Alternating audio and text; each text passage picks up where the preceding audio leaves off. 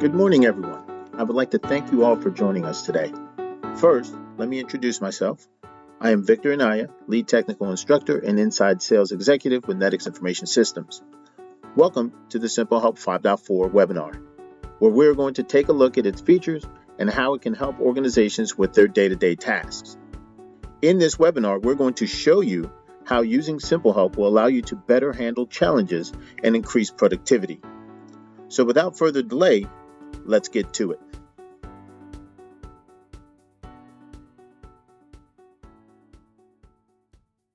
Let me start by explaining what is SimpleHelp. SimpleHelp is basically a software that provides the ability to grant secure access and control to a device or computer from a different location using a remote connection. SimpleHelp can be used for various purposes, including troubleshooting, remote support, remote monitoring, and much more. To put it simply, with SimpleHelp, you can work on your device from anywhere in the world as if you were physically present, as long as you have an internet connection. Well, let's move on. Why do organizations rely so heavily on remote access and control software like SimpleHelp? Well, many organizations have implemented work from home policies to establish processes and workflows for the employees so they can effectively conduct business regardless of where they are. With the right remote access tools, work can continue uninterrupted whether the employee is in the office or at home. Global organizations are looking toward remote access solutions like SimpleHelp as a way to improve business efficiencies. For example, when dealing with issues in remote locations, while organizations could hire and wait for a local technician to fix these problems in person, which would not only be costly, but would also reduce productivity and the time it takes to solve the issue, they can remotely diagnose and fix the problem quickly. To elaborate further, more and more businesses rely on vendors who offer services, software, hardware, and other products that help to support operations and ensure that the business operates efficiently. Naturally, these vendors may need to have a level of access to part of the organization's network. Remote access tools allow them to provide that access securely so they can conduct the installations and maintenance they need to perform. This saves everyone time and money as it eliminates the need for vendors to travel to specific locations when fixes are required or establish slow and expensive VPN connections. These are just a few examples of why organizations rely so heavily on solutions like SimpleHelp. Let us now turn our attention to some of the benefits you get with a tool like SimpleHelp. First, when it comes to ease of use, there probably isn't a solution out there that is more simple than SimpleHelp. I mean, it's right in the name, allowing you to quickly connect to unattended machines, monitor remote machines, and receive alerts when they need care. Use the Let's Encrypt option to apply a free and self-renewable SSL certificate without the hassle of a third-party CA. Speaking of security, when it comes to secure access, SimpleHelp has out-of-the-box encrypted communications, the ability to apply MFA to local and AD accounts, has group-based permissions to control what your technicians can see and do with your resources, and the ability to enable and disable security ciphers, all from within a single console. In other words, SimpleHelp is easy and provides secure access. Next, SimpleHelp's remote work and remote lab solutions enable you to work from anywhere, which means that your users can be more productive and achieve more in less time. Setup is designed to be as simple as possible, but also flexible enough to accommodate your needs. You can access your device or devices remotely and work on them without having to be physically present. But moving right along, SimpleHelp enables you to troubleshoot and resolve issues on your devices quickly, which helps reduce downtime and increase uptime. With monitoring and alerting capabilities, you can monitor remote machines and receive alerts when they need maintenance. Then, with SimpleHelp's Toolbox feature, you can run maintenance, updates, or other tools on your remote machines to resolve the issue.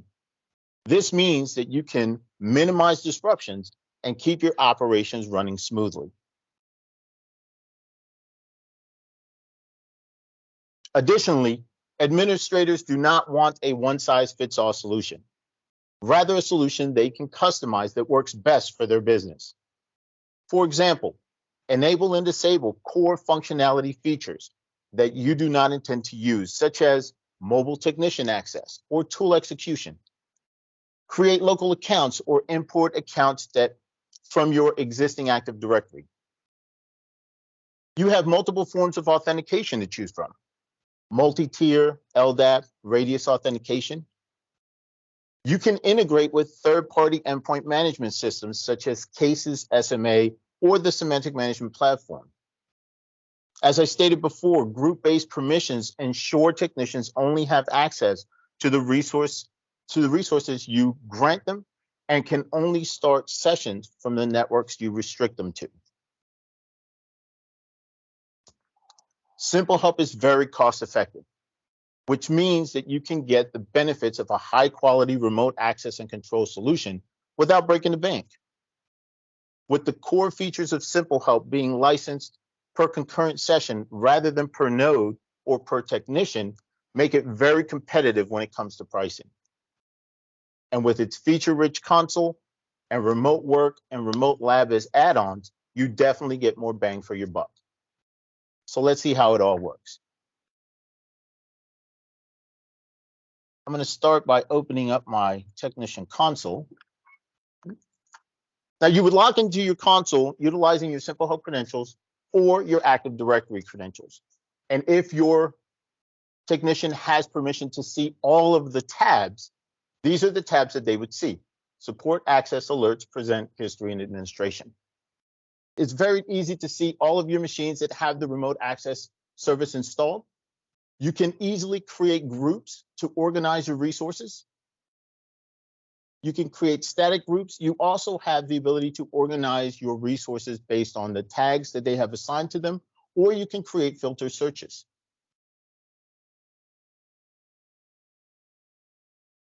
You can change the layout of your console. So if this layout doesn't work for you, you can go to a 2-column layout where the information is stacked. You have the ability to change your icon configuration either from a list view to an icon view. You can even see your remote work machines. You can add pre-configured machines. You even have the ability to request machine report types: hardware inventory report, machine usage report, permissions reports. They can be requested and exported as a CSV file. Now, as I stated, you had the ability to create filtered searches. If you're not familiar with SimpleHelp and not familiar with the attributes you can use to create filters, you can click on the magnifying glass and on the exclamation mark, and it will show you the variables as well as operators you can use to build your filter expression. Comes in very handy when you're trying to find machines quickly. You can see the information from when the machines get added to your console. You can see the information that's applied. You can see the machine name, alert status. So you can visually see when alert has been triggered. So here we can see an alert has been triggered for Heather's laptop. I can see the status of the machine, whether it's enabled and inactive, disabled, enabled and active, or if a session has already been started on that machine. And you can get some generalized information as well, such as operating system, username, internal, external IP address. If monitoring is enabled, you can see some additional information, such as CPU and memory real-time utilization. You can see disk usage. You have the ability to see terminal sessions. And if a machine has multiple terminal sessions, you actually have the ability to connect into the session that you want versus connecting into console 0. With monitoring enabled, you also have a snapshot where you can see what's going on the desktop before actually remoting into the machine. You get network interface information as well as some basic hardware details. There are a few features that you actually can perform within the console without consuming a license. Now, you consume a license when you start an active session. So I have an active session, I have one license consumed.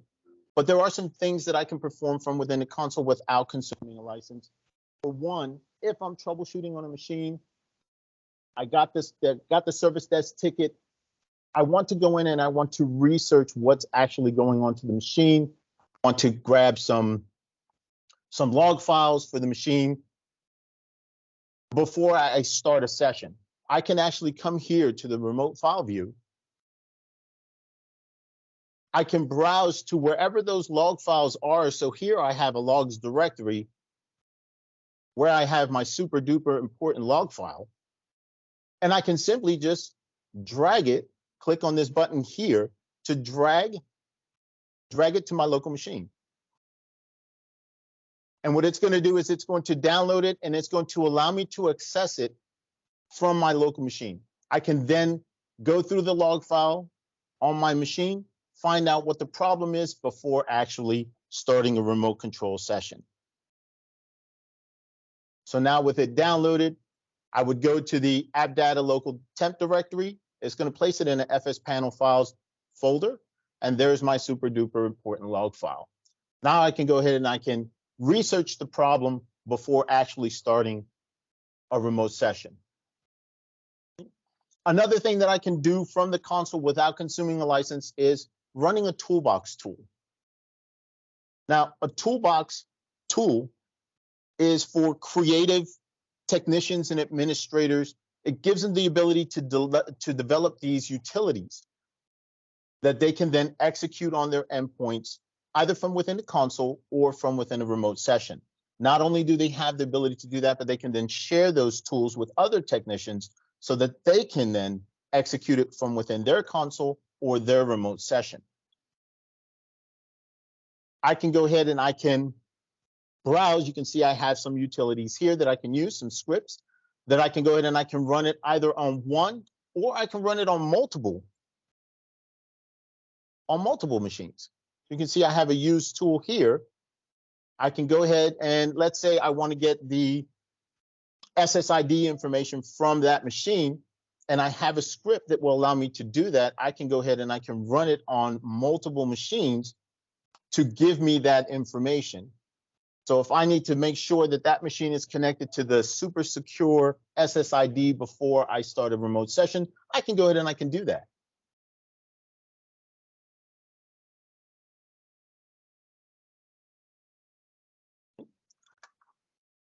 Another thing that you can do is leave notes for other technicians. So if I'm working on this machine and I have to leave a note for a technician, any technicians, I can go ahead and I can leave that note for any technician that comes in here and reviews this information. So this machine belongs to Xander and is used for school only. You also have the ability to store values for that machine. So I can store a product code, a serial number. I can even store a password so that I don't have to remember it, and then I can access it when I'm in that remote session. Lastly, you can set a session notification message.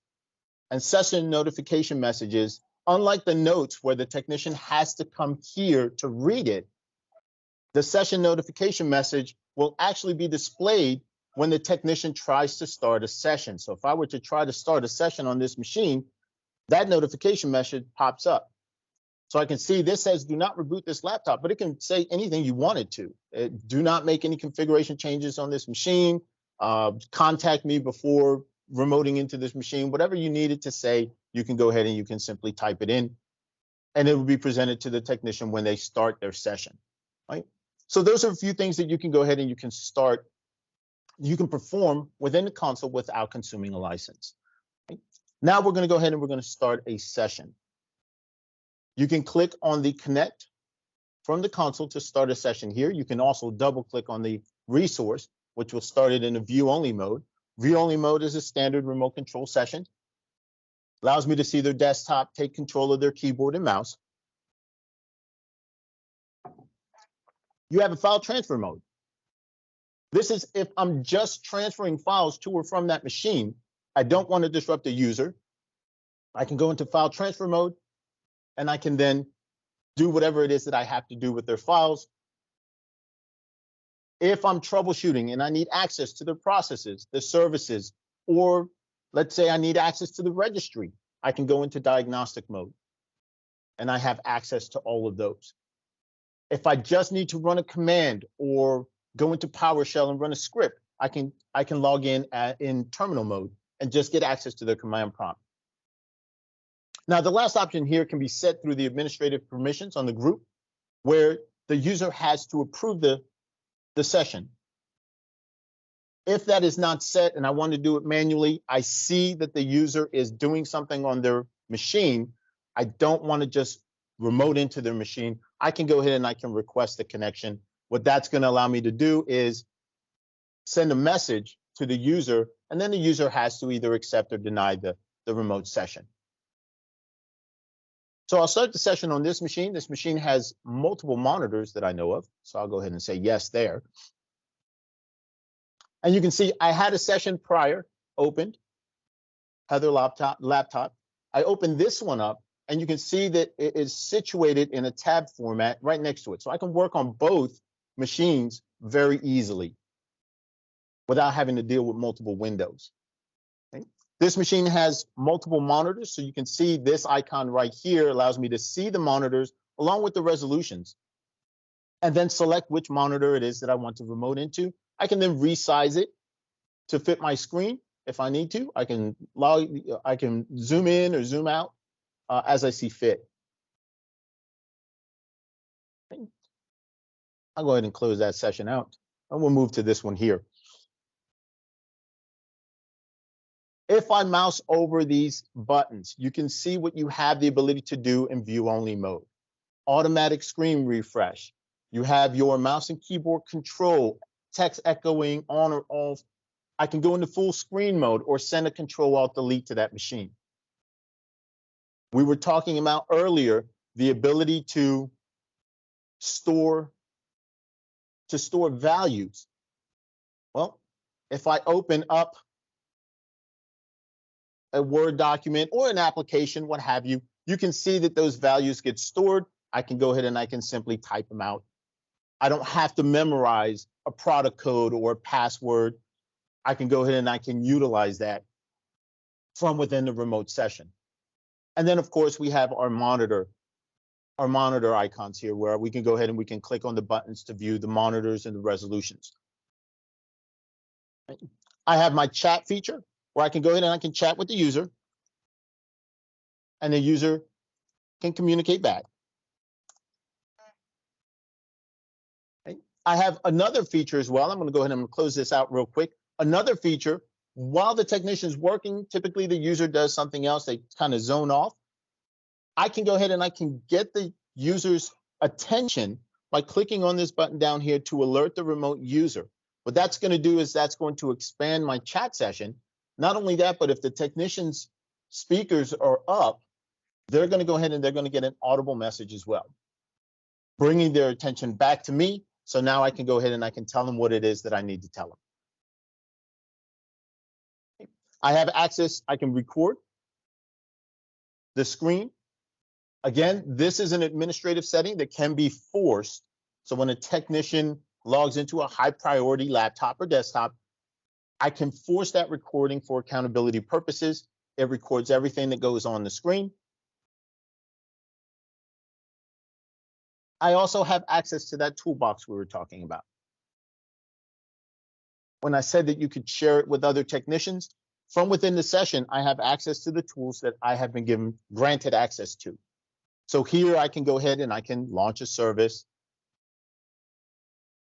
I can run a script. This was the script we ran earlier to get the SSID information. Right? You also have the ability to perform other.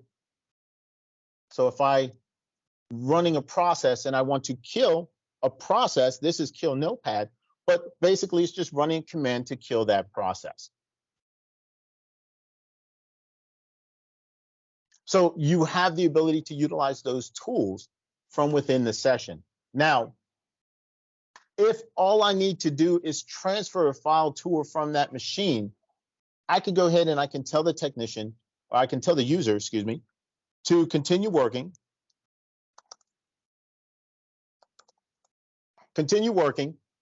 and then I can go ahead and I can switch to file transfer mode.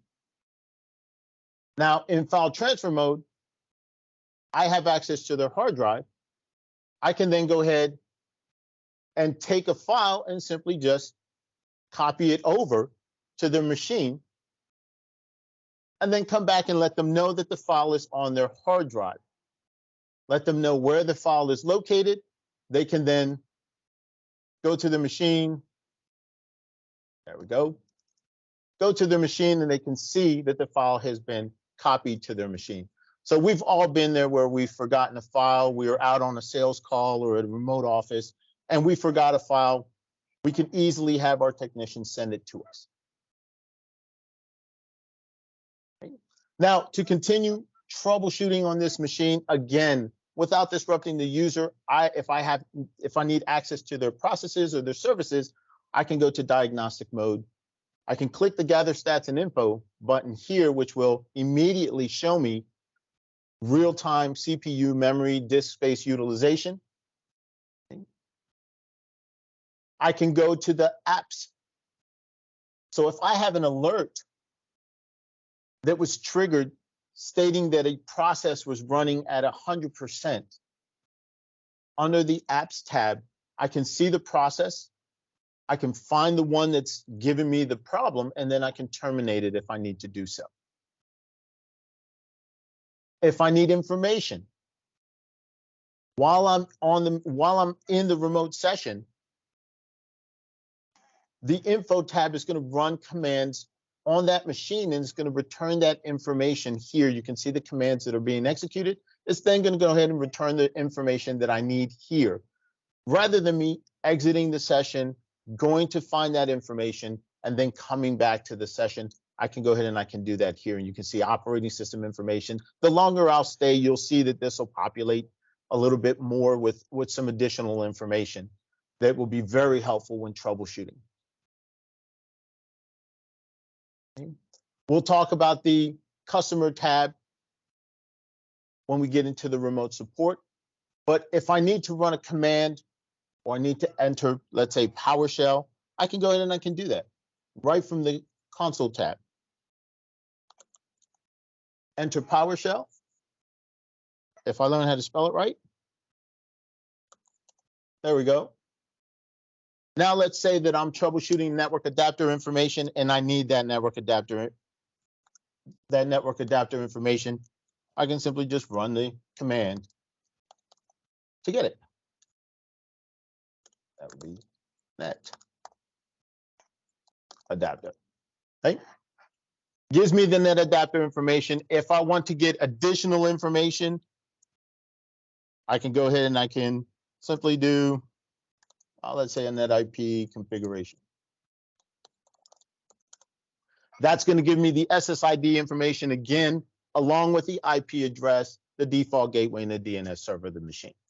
Right? So whatever it is that I need to do in PowerShell, it's going to go ahead and it's going to allow me to do it. Again, this is all being captured. All of these keystrokes are being captured,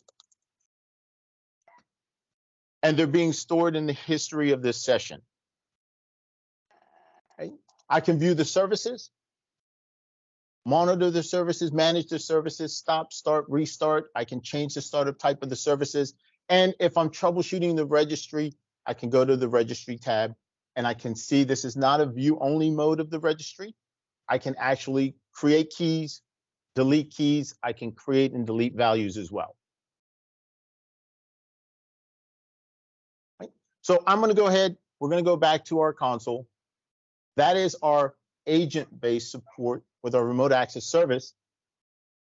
Let's say that I'm working on a machine from a user that is working from home. They weren't able to make it into the office. They're working on their home laptop. They do not have the remote access service installed. The only difference is going to be how that user connects to the console. They're going to use a link that I'm going to send them to download a dissolvable agent on their machine. Once they've installed that dissolvable agent on their machine, they're going to appear in my work queue here under the support tab. Once they are in here, my technicians can then connect to them, and you'll see as they connect, now it's just like a remote access session. I can go to file transfer mode, diagnostic modes. I have all the options here to include my toolbox. Okay. Just as if it were a remote access session. Once that session is over, I can go ahead and I can close out the session. Okay. And you can see that the user has now been removed from my console. So the technician does not have the ability to access that user's machine again. Now the user will have an option to reconnect. If the session was ended prematurely, the user can then reconnect. But if the session is ended on both sides, the technician no longer has access to that machine.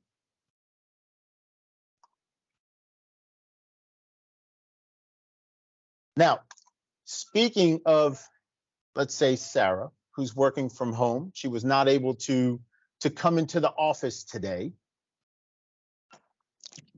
Well, Sarah doesn't have to miss out on all the fun work she had in store today. I can go ahead and I can use what is known as the remote work feature within SimpleHelp to grant her access to her corporate resources. So here, Xander's laptop. Okay, I have enabled it for remote work. I can then go ahead and send Sarah by simply clicking on the settings, the advanced settings, going to prompt for setup. I can now email Sarah a link to her laptop at work. So while she's at home, she can communicate or connect to her laptop, and she will have access to all of her resources from work. So I'm going to go ahead and I'm going to send Sarah. Sarah has a laptop named Xander, and her email is via Anaya. She has some issues. But I'm going to go ahead and I'm going to send her a link, and you can see here, remote work is now set up for the machine. Sarah can now access her email. She will get an email with a link here, Start Remote Working, which will require her to download the remote work agent on her machine. Once that remote work agent is installed, she's going to go ahead and she's going to get a login just like this. Okay. Now, from SimpleHelp, I can configure it to where Sarah can use her operating system authentication, her OS authentication to log in. So I don't have to give her additional credentials or anything of that nature. The credentials she uses to log into her laptop at work is the credentials that she would use to log in here.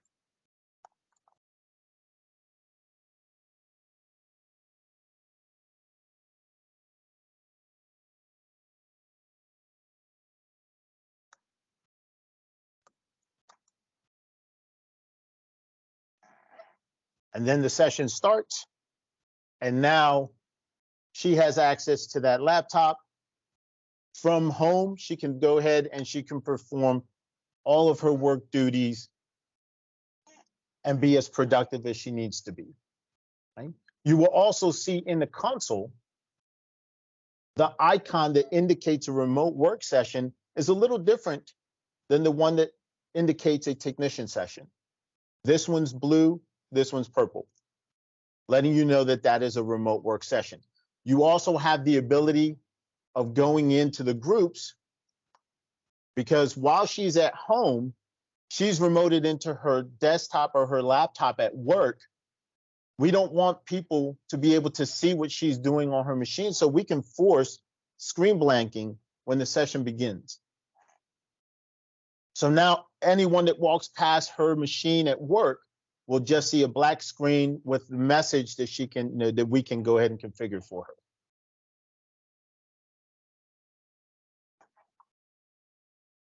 Right? And that's how remote work, that's how the remote work feature functions. Remote lab functions very similarly, the same way. Now, we talked about alerts and how alerts are triggered, and we can see, if I click on Heather laptop, we can see an alert that's been triggered. It actually tell me what alert has been triggered, and it give me the ability to go to the alerts. But I have an alerts tab. I can go to the alerts tab, and again, it'll show me that an alert has been triggered. It'll show me one machine has triggered it, and I can actually drill down to see that machine. But I want to go to the alert itself to show you, to kind of break down how the alert is created, to show you the simplicity of creating this alert. So I can see I have conditions. My alert is made up of conditions that will trigger and reset the alert. I have machines that I can target individually by group or by attribute. And I have actions that I can take. So here, if I go to my configuration, I can see my trigger condition is to just monitor for a process. If that process exists, it will trigger this alert. If the process doesn't exist, it will reset the alert. I can also determine how long this condition has to last in order for this alert to be triggered. So I can say that process has to run for 2 minutes before it can trigger that alert. I can see I'm targeting all machines.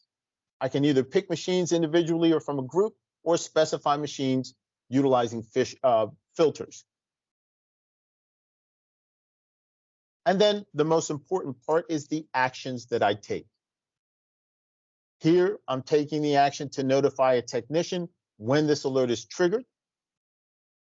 And you can see I can select the technician that I want to alert, that I want this notification to go to. I can then create a smart notification utilizing these variables that I can then paste into my notification, and it will pull information from SimpleHelp when that alert is triggered. I also have the ability to add additional actions. So upon notifying the technician, I can also save the information to a log file on the SimpleHelp server. I can send an email. So if I have a service desk, I can send an email to the service desk and have an incident generated, for example. I can run a command, send it to a website, notify a technician, as we have already done. I have the ability to run a toolbox tool or assign a tag. So if this process was malicious, I can go ahead and I can assign it a tag, letting people know, letting technicians know from the access tab that that machine has been compromised or something of that nature. Right? So that is how this particular alert is created. We talked about utilizing the toolbox, and we can see here, this is also monitoring for a process, but I can monitor for much more. You can see machine resources, the options I have to monitor for machine resources, applications, and process CPU usage, whether a process is running, firewall status, or service is running, whether a file is accessible, the length, whether it's modified. I can monitor the event log or the registry. You can monitor whether a port is accessible from that particular computer, website validation, and website response time. And the same thing for software. I can monitor for operating system updates or track whether specific applications are installed on that machine. And the last one, the custom one, simply means I can use any toolbox that I have, any toolbox tool that I have, to go ahead and create an alert at it. Okay. So here I'm monitoring for Notepad, the Notepad process. Could be any process. Whether it's running or not, I'm tracking or targeting all machines. And the action that I'm taking is I'm actually running a toolbox tool. That toolbox tool that we used earlier to kill the notepad process. I can automate that rather than doing it manually, rather than having to remote into the machine and kill the process manually. I can actually say when the process is detected, go ahead and kill the process automatically. Okay? Now, this does not happen in real time because the agent, I'll go ahead and open up Notepad. The agent has to communicate to the server that process is running. The server then checks to see if there's any alerts that are associated with that process, and then the trigger will take place. And you should see that here shortly. Once the trigger takes place, you'll get a visual indication that that alert has been triggered, and then the action will take place. So you'll see the banner, you'll see another triggered alert. There it goes. Okay.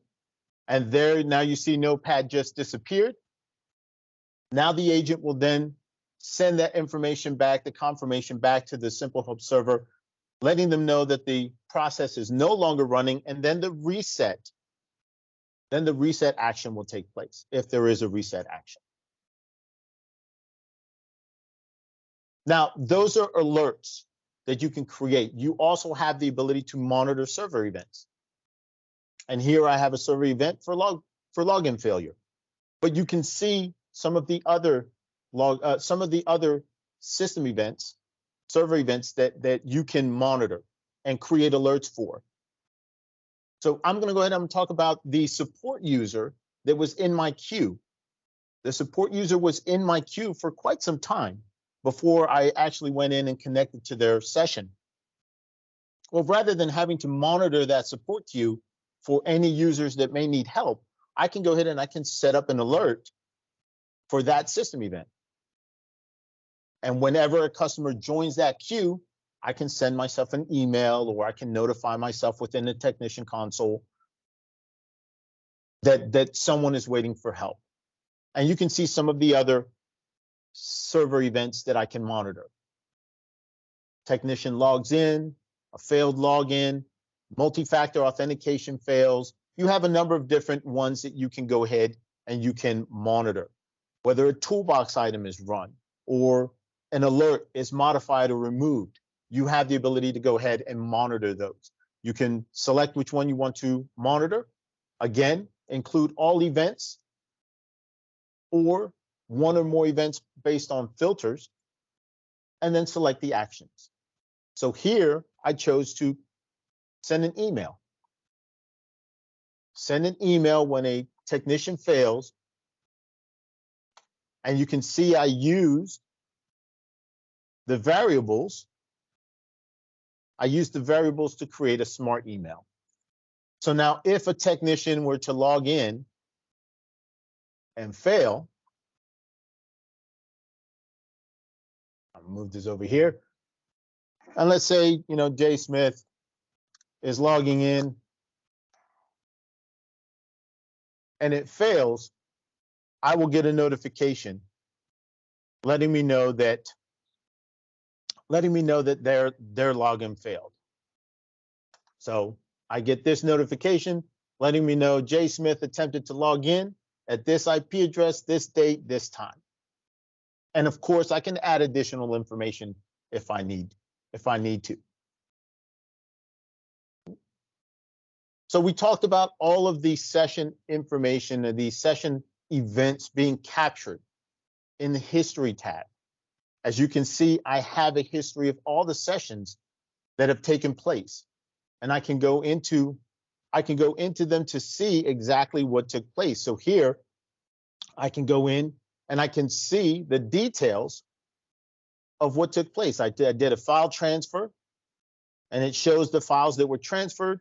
Then I went into the terminal tab, and I typed in PowerShell, and I typed in some additional commands. And it shows me not only the command, but also shows me the output to those commands.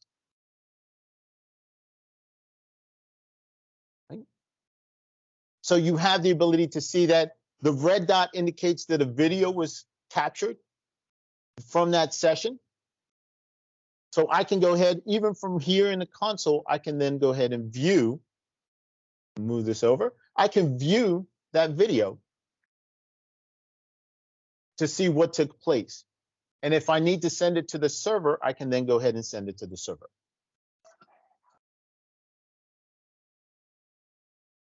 If you would like some additional information about SimpleHelp, you can contact us at simplehelp@netixinc.com, or you can visit netixinc.com/SimpleHelp. There you can find videos, you can find data sheets on SimpleHelp, as well as the ability to request a SimpleHelp trial.